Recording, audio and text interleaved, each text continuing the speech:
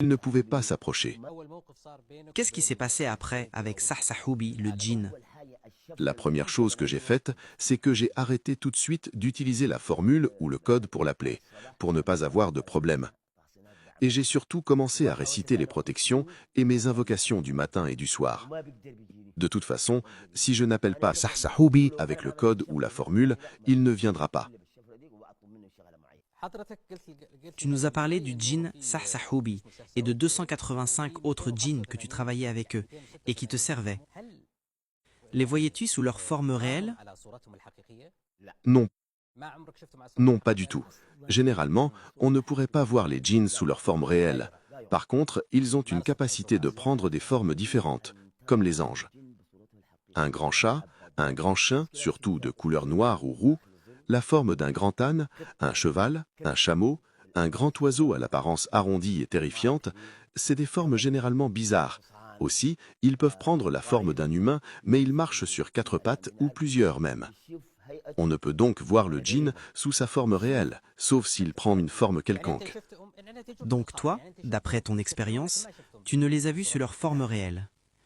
Non, non, aucune personne ne peut les voir sous leur forme réelle. Et Allah dit dans le Coran, « Il vous voit, lui et ses suppôts, d'où vous ne les voyez pas. » Bien sûr, mes questions seront par rapport à ton expérience. Est-ce qu'un sorcier peut connaître les secrets des gens?